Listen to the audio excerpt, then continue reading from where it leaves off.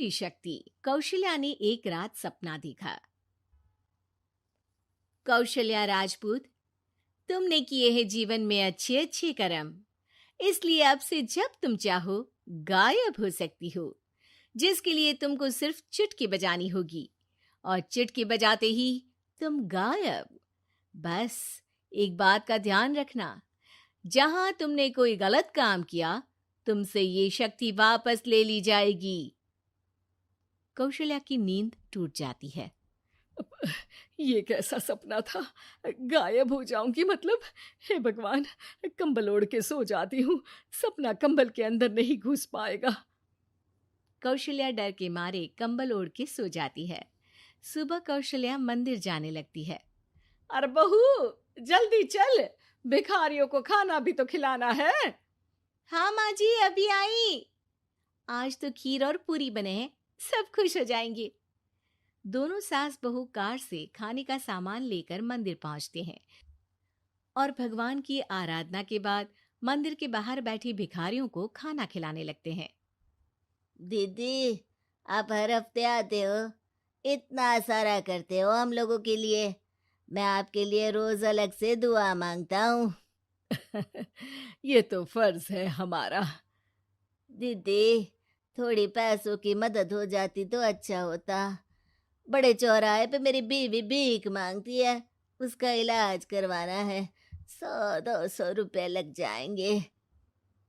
कौशल्या उसी वक्त भिखारी को 500 का नोट दे देती है और दोनों सास बहू वहां से लौटने लगती हैं। तभी कौशल्या को कोई शंका होती है। अब बहू रुक, तो मैं अभी आई।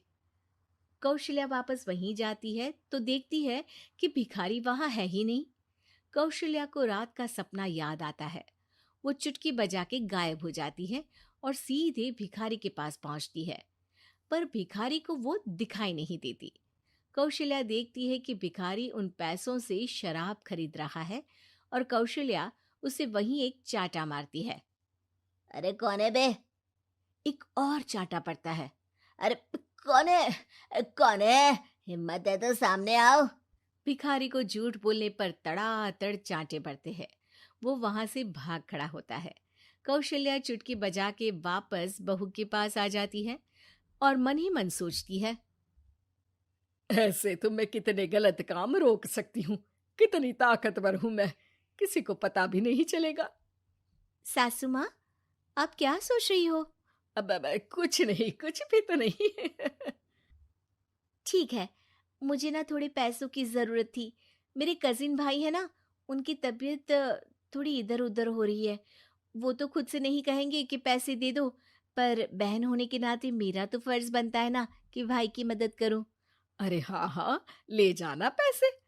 पैसे इसीलिए तो कमाते हैं कि जरूरत में काम आ सके। घर पहुंच के कौशल्या अपनी बहू को 10,000 रुपए दे देती है। कब जाएगी तुम मायके? अम, कल शाम की ट्रेन है।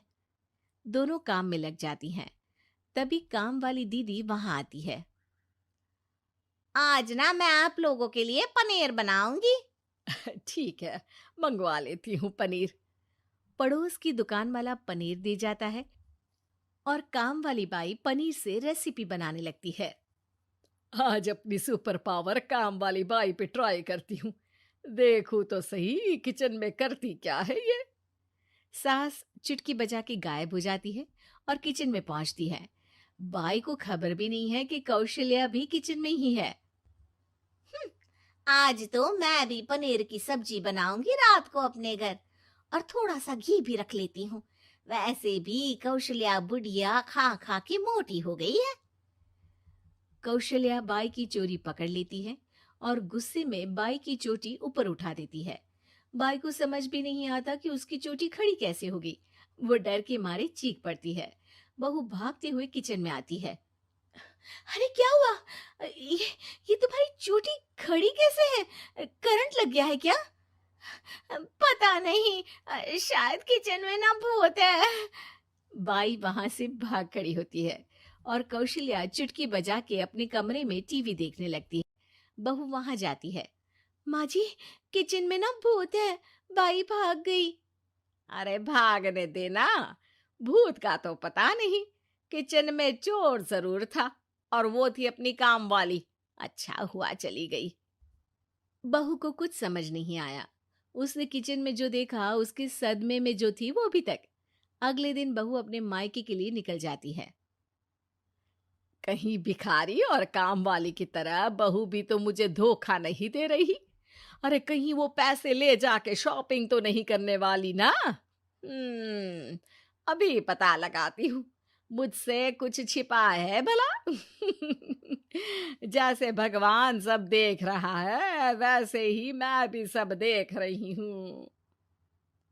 सास को अपनी शक्ति पर घमंड आ गया था।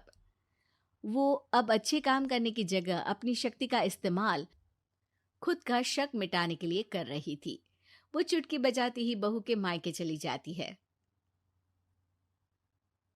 भैया, आपने बताया क्यों नहीं कि इतनी तबीयत खराब है? अरे तेरी सास बूढ़ी हो गई है, इतना भला काम करती है, उनकी मदद कौन करता है? यहाँ तो और भी लोग हैं ना। भैया, मेरे पास कुछ पैसे हैं, आप दूसरे डॉक्टर को दिखा दीजिए ना। अरे मुझे लगता है कि मेरा टाइम आ गया है, मुझे जाना होगा। कमरे में भाई की आत्मा को लेने यमदूत आ चुके थे। कौशल्या भले ही किसी को नहीं दिख रही थी, पर यमदूत ने उसे देख लिया। यही आत्मा है शायद, परछाई दिख रही है, पहले ही तैयार खड़ी है। अरे आप कौन हो? यमराज का नाम सुना है? हैं? आप यमराज हो क्या? नहीं, हम उनके यहाँ जॉब करते हैं, आत्मा उठा के ले जाते हैं डिलीवरी वाले। चलो अब तुम्हारा टाइम पूरा हो गया। अरे आप शायद ना वो बिस्तर पर पड़े आदमी की आत्मा को लेने आए हो। मैं तो बस यहाँ देखने आई थी कि मेरी बहू कहीं मुझसे पैसे लेकर शॉपिंग करने तो नहीं चली गई ना। मतलब तुम्हारे पास शक्ति है गायब होने वाली? हाँ। तुम ऐसे तुच्छ काम में उपयोग कर रही हो ऐसी दिव्य शक्ति का। अब तो तुमको ही लेके जाऊंगा। अरे नहीं नहीं, कल मुझे किटी पार्टी में भी तो जाना है। अब नरक में ही करना किटी पार्टी। नहीं नहीं नहीं। 3 बार नहीं क्यों बोल रही हो? टीवी सीरियल चल रहा है क्या एकता कपूर का? अरे प्लीज मुझे जाने दो। आप तो उस बीमार आदमी की आत्मा को लेने आए थे ना। गलत डिलीवरी करोगे तो यमराज डांटेगा ना। बात तो सही कर रही हो, पर हमको उस पे दया आ गई। अभी उसकी उम्र ही क्या है, पर कुछ तो लेके जाना पड़ेगा ना। एक काम करो, अपनी शक्ति दे दो, गायब होने वाली। हैं? अरे क्यों? तुम पृथ्वी लोक का भ्रष्टाचार रोक सकती थी, चोरी रोक सकती थी, अरे कोरोना रोक सकती थी, पर तुमने अपनी बहू की जासूसी करना शुरू कर दिया। अरे लेकिन किंतु परंतु। यमदूत सास की शक्ति लेके वापस चले जाते हैं। कौशल्या की परछाई हवा से नीचे गिरती है और जमीन पे आते आते कौशल्या का शरीर सामने आ जाता है। अरे लग गई, कितने ऊपर से फेंका। माँ जी, आप यहाँ ऊपर से कैसे गिरी? अरे समधन जी, आप अचानक कमरे में। सब घबरा जाते हैं। सास बहू को सारी बात बता देती है। ये लो आपके 10,000 रुपये। आपको मुझ पे इतना भी भरोसा नहीं है? अरे बहन, मुझे दर्द नहीं हो रहा है, अब अचानक से सब अच्छा होने लगा है। अरे तो फिर बिस्तर से उठ जाओ और मुझे लेटने दो। गिरी हूं ऊपर से तो पूरा बदन दुख रहा है। भाई को तो यमदूत ठीक करके जाते हैं, पर कौशल्या देवी दर्द के मारे बिस्तर पर आ जाती हैं।